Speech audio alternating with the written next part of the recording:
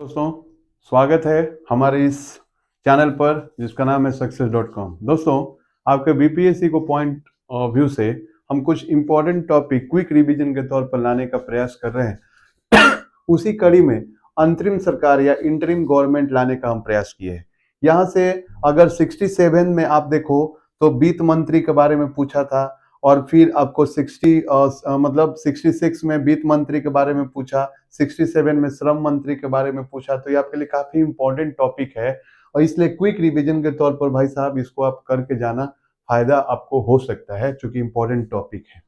ठीक है दोस्तों, तो देखो यहाँ पर है कैबिनेट मिशन योजना के तहत 2 सितंबर 1946 को अंतरिम सरकार का गठन किया गया। दोस्तों, थोड़ा सा फैक्ट समझ लेते हैं। आपको पता है कि कैबिनेट मिशन जो है दोस्तों, ये इंपॉर्टेंट रहेगा। कैबिनेट मिशन जो है इसका स्थापना हुआ 24 मार्च 1946 और इसमें 3 सदस्य थे दोस्तों। ठीक है, एक हो गए AB अलेक्जेंडर, इसे हम याद कर लीजिएगा। कैबिनेट मिशन में 3 सदस्य थे, AB अलेक्जेंडर, ठीक है। दूसरा थे पैथिक लॉरेंस, और जो तीसरा थे याद रखिएगा क्रिप्स, स्टेफोर्ड क्रिप्स। ठीक है दोस्तों, ये 3 लोग कैबिनेट मिशन में थे और कैबिनेट मिशन के अध्यक्ष याद रखिएगा कौन थे? पैथिक लॉरेंस साहब कैबिनेट मिशन के क्या रहे दोस्तों? अध्यक्ष रहे। तो कैबिनेट मिशन का स्थापना हुआ 24 मार्च 1946। 3 सदस्य थे, AB अलेक्जेंडर, पैथिक लॉरेंस और स्टेफोर्ड क्रिप्स, और इन्होंने मिलकर कैबिनेट मिशन आया भारत। और इसका 2 काम था दोस्तों, ये भी समझ लीजिए कि एक संविधान बनाना।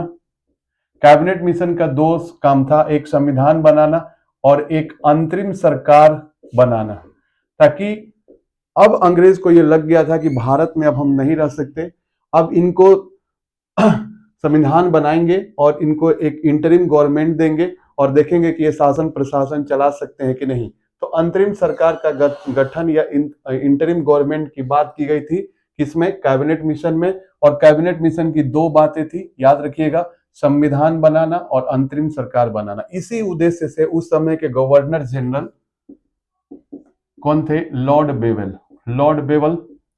और लॉर्ड बेवल ने, याद रखिएगा, 2 सितंबर 1946 को अंतरिम सरकार का गठन हुआ कैबिनेट मिशन योजना के तहत। लॉर्ड बेवल ने, याद रखिएगा, ये जो अंतरिम सरकार गठन किया। और याद रखिएगा, पहले जो रहे मुस्लिम लीग इसमें शामिल नहीं था दोस्तों, यानी कि ये जो अंतरिम सरकार बन रहा था इसमें मुस्लिम लीग शामिल नहीं था, लेकिन गवर्नर जनरल लॉर्ड बेवल के सिफारिश पर मुस्लिम लीग शामिल हो गया। ये भी आप याद रखिएगा।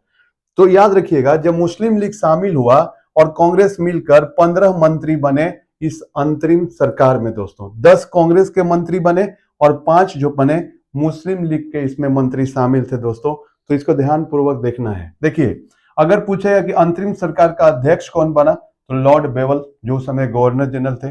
विदेश मंत्री, राष्ट्रमंडल का हेड और उपाध्यक्ष, यानी कि अंतरिम सरकार का उपाध्यक्ष, विदेश मंत्री और राष्ट्रमंडल, ये कौन मंत्री बने? जवाहरलाल नेहरू दोस्तों। गृह मंत्री और सूचना प्रसारण मंत्री कौन बने? सरदार पटेल। आपको पता है सरदार वल्लभ भाई पटेल।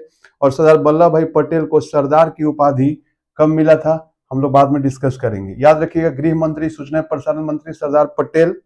उद्योग और आपूर्ति मंत्री जॉन मथाई। रक्षा मंत्री कौन बने दोस्तों? बलदेव सिंह। ठीक है, और शिक्षा मंत्री कौन बने? सी राजगोपालाचारी।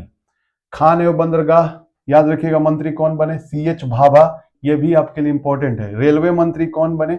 अरुणा अशरफ अली बनी। और श्रम मंत्री कौन बने? जगजीवन राम। ये 66 में पूछा था कि अंतरिम सरकार में श्रम मंत्री कौन थे?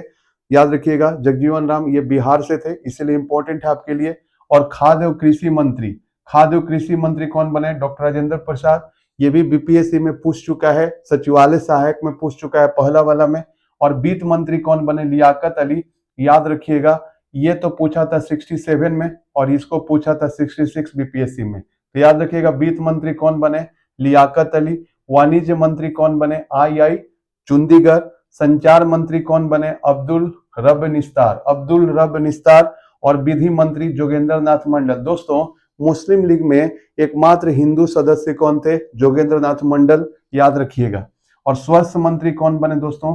गजनाफर अली खान। तो इस तरीके से टोटल इसमें 15 मंत्री थे, 10 कांग्रेस मंत्री थे कांग्रेस पार्टी के और 5 को मुस्लिम लीग पार्टी के थे, याद रखिएगा। और एक बात और आपको बता देते हैं दोस्तों, थोड़ा क्विक रिवीजन के तौर पर, कि आप बिहार का एग्जाम देने जा रहे हो, इतना बड़ा एग्जाम, आपको पता होना चाहिए कि संविधान सभा जो बना था दोस्तों, ये थोड़ा याद रखिएगा। संविधान सभा जो बना था, इसमें संविधान सभा में जो टोटल जो 389 मेंबर थे, उसमें से 36 याद रखिएगा बिहार से थे।